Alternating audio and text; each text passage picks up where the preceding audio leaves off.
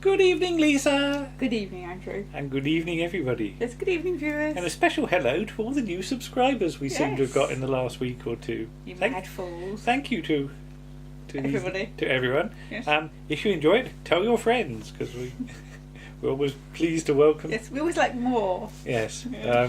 World domination will be ours. Ha ha ha ha. Yeah. What have we been watching tonight, Lisa? We have been watching... Moving on. Pipkins. Pipkins. And it's volume 5. And the episode was... Yeah. Let's have a look. On disc 1. Mm-hmm. From the 24th of November 1978. The Royal Astronomer. Hartley wants to be an astronomer, but there's more to it than just looking through a telescope. You have to know where to look, when to look, and where to look, and it's better if you're not helped by Topov. Now, I read that description and I understood it, but I guess if people don't know what Pipkins is, Yeah. they might be a little bit confused by that. Yes. So Pipkins was originally, there was a shop, mhm, a puppet shop. It was Yeah. owned by Mr. Pipkin. yeah, played by George Woodbridge. Woodbridge, who only sadly lasts for the first series. He does the first series and then he passes away during the making of series 2. Yes. Um, And unusually for a children's programme, They deal with it. They deal with it at the on start of screen. season 3, don't Yeah. they? So they explain why Mr. Pipkins. isn't around yeah. anymore. And the only, because there's all these different characters. There's Hartley Hare, Yeah. which is here. He's here. Pig. Yeah. Top of the monkey, who is so named because it sits on top of stuff. Mhm. Tortoise. Yes. And there's various other. There's ones. Octavia Octavia pops in up this in this series, one, but yeah, she's and not the only one. Mooney the Badger Mooney as the well. Badger, yes. There's Hartley's uncle Yes. and various Very good. But various other ones. when they find out that Mr. Pipkin has died, yeah. Pig's overriding concern is who's going to feed him. Yes. No. There's no money for food. No money for food. Yeah. No. Because Tortoise ends up in charge of the money, He does, doesn't he? yes. Because he's And always he don't like giving it out. he's always hanging around the cash register, isn't he? Mhm. They've got this big old-fashioned metal cash register. Mhm. That is even older than an Arkwright's one in Open All Hours, isn't it? It's real proper. Sort of, ka-ching! 1, 2 Yes. and 6. Yeah. So then every so often they get various different people come and live with them. Yeah. So it starts off with, I can't remember his name is now. You're right.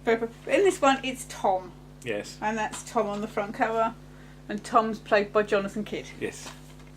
Now, I did write some notes for this, amazingly, because there was actually a fair bit to say about this one. But, I would.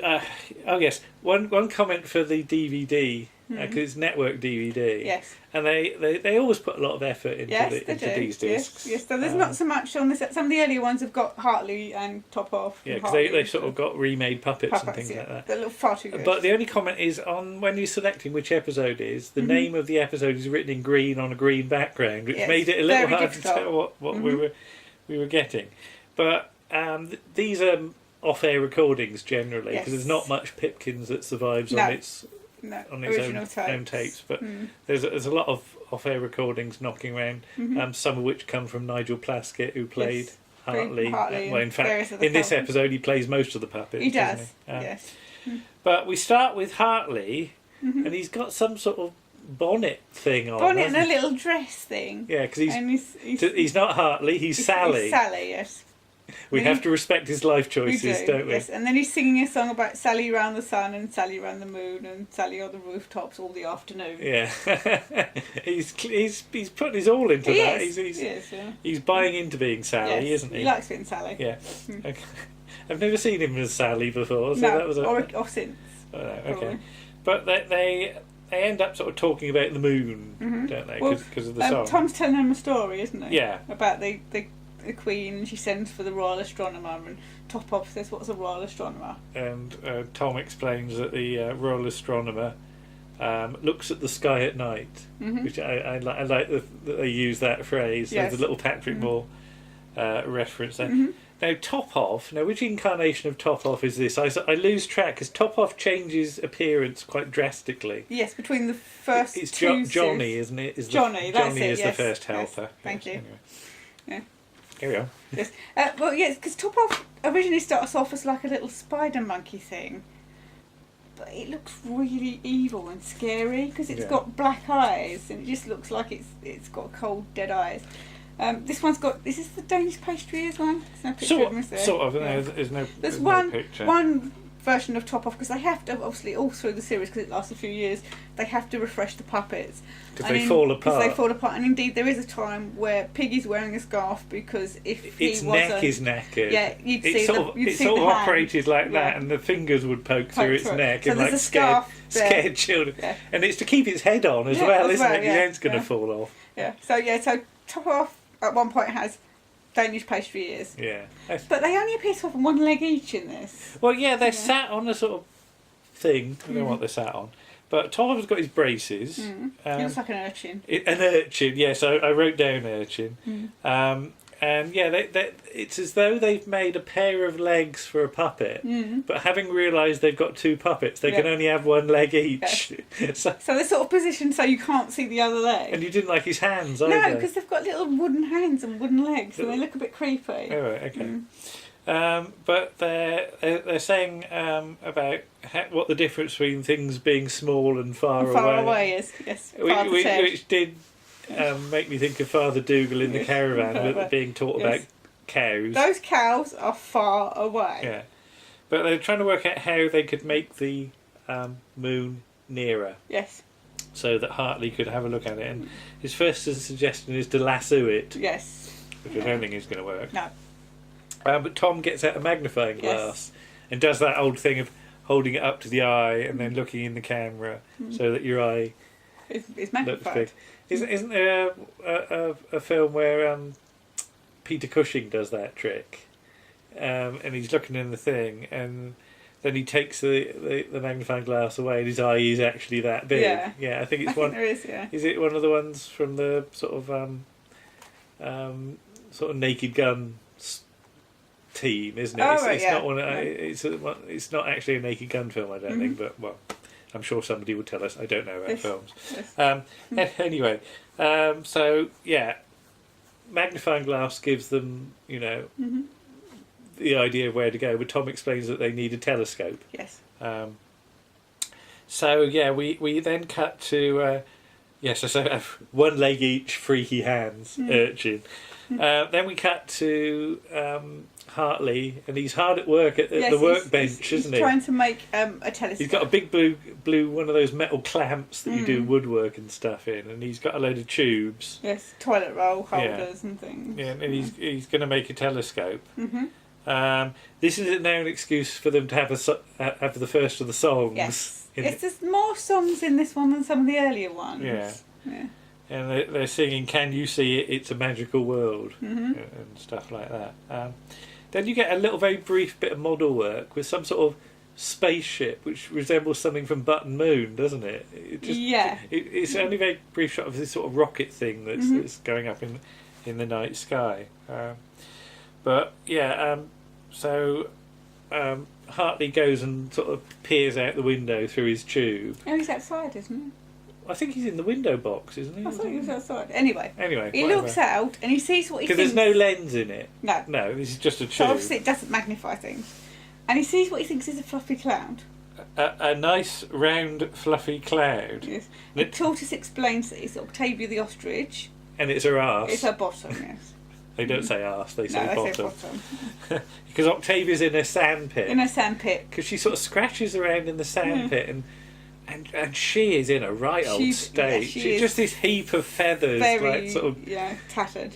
You can sort of see her head, but it does look like she's going to fall apart at any minute and shed sort of copious amounts of feathers. Feathers everywhere, yeah. So she probably did anyway. Every time they moved it, they probably added like a trail of feathers. Because Hartley at least is sort of operating, but Octavia's all on sort of strings and things, isn't she? So it's almost as though you can't move them too much or she'll just fall apart.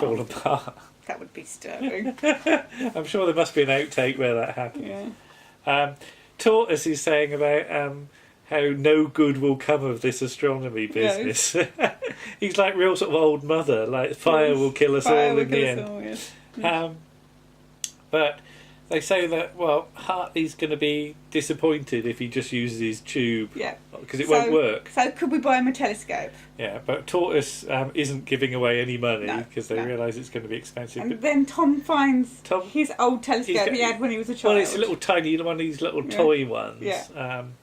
Because it almost resembles, if you sort of got a sort of small to medium-sized telescope, you get a tracker telescope on the side, which is a little tiny one that you do the sort of line up with, and then you look through the main one.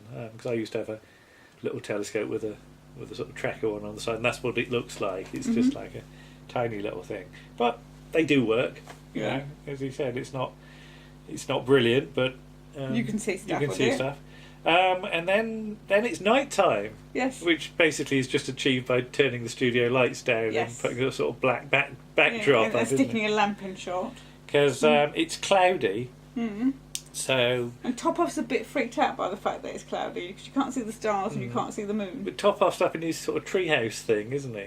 Yes. Yeah. And then Mooney appears. Yes. Which is Nigel Plaskett doing a very sort of cod Irish. Yes. Because Mooney's got this sort of bundle. He's got a little stick. bundle, a Dick Whitson bundle. Yeah, a sort of red hanky sort of. Yeah. But they've got a load of cardboard cutout things to put on a little show for Hartley. Yeah, because I think Hartley will be disappointed because he can't see any stars. So first of all, he sees a moon, and it's a sort of crescent thing with a face drawn on it. And a little bit of hair. Yeah. So, quite creepy looking. Is that then he sees a cow jump over the moon. Sort of like on a stick. Yeah. And then he sees two moons. Two moons, because one sort of comes out from behind the other one. And then there's a saucepan for some reason. A flying saucepan. Not a flying saucer, a flying saucepan. So Hartley's immediately on the phone to the local paper. But the reporter puts the phone down when he starts hearing about the flying saucepan. Then we get another song about how it's a topsy-turvy world. Yeah. And they say, well, they didn't do it to sort of to tease him. They did it because they were worried he'd be disappointed. And they didn't want him to be disappointed. And Hartley's like, oh, but you love me really. Yes. Yeah. And then Hartley goes to bed and he's happy. Yeah. So that's quite a nice one. Because Hartley's not too annoying in this one. No, he can be very annoying. Some of the time he really wants his own way, doesn't he? And it's literally like me. He's just dancing all over the place, going, "Look at me, look at me, look at me, look at me, look at me." But a few thoughts on sort of the sort of some sort of detail. This did remind me a little bit. There's a Hancock's Half Hour.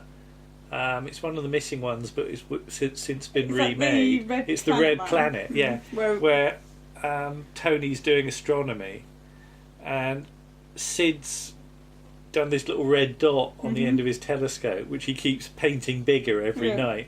And Hancock thinks there's this red planet approaching the Earth. So there's a bit of that in there.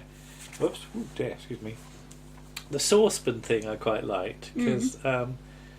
Ursa Major, the constellation, we think of it as the Great Bear, but it's also sort of referred to as, and this is in Cosmos, Carl Sagan's Cosmos, about all the different names it's got.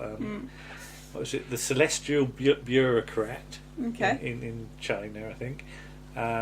Charles's Wagon or Wain in sort of medieval Europe, and of course the Big Dipper and Le Casserole in France, or the saucepan, I think also in Dutch as well. So yes, that could be a because on Cosmos they show you the constellation and do little drawings of each of the interpretations, and they do draw one that looks very like that saucepan. All right. So, but Cosmos is to follow a year or two later. So yes. I don't think Carl Sagan was influenced by watching Pipkins. I don't think he was. No. But you never know. No.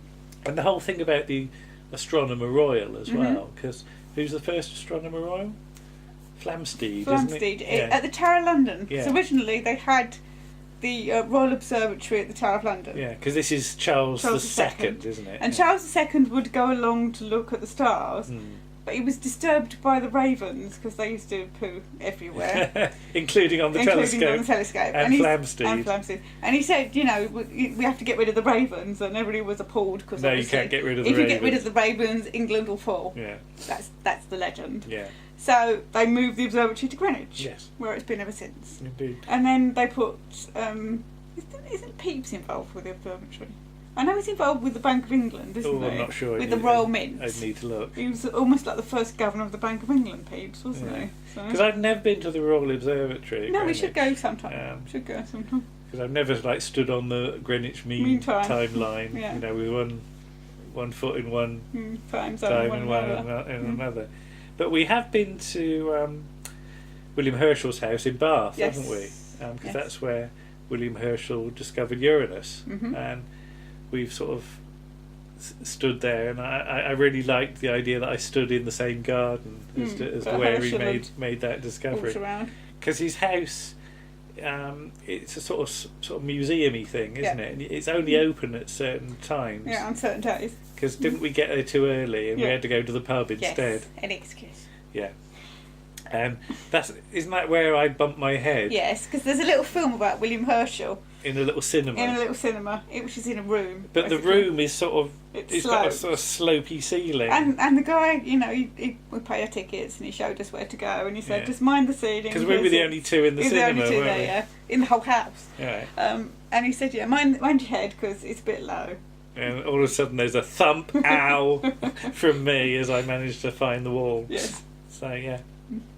But yeah, I enjoyed that. I'd not seen that one before. No, well, we've not had... Volume 5 is the most recent one to be released, and I don't think we'd actually looked at it since we bought it. No. Which is a terrible failing. Because I've just noticed the first, and I looked when you were saying, the first episode on here is Goodbye Pipkins. So, when Johnny tells Hartley and the others to go away, he only wants to be left alone. So that's a Johnny one.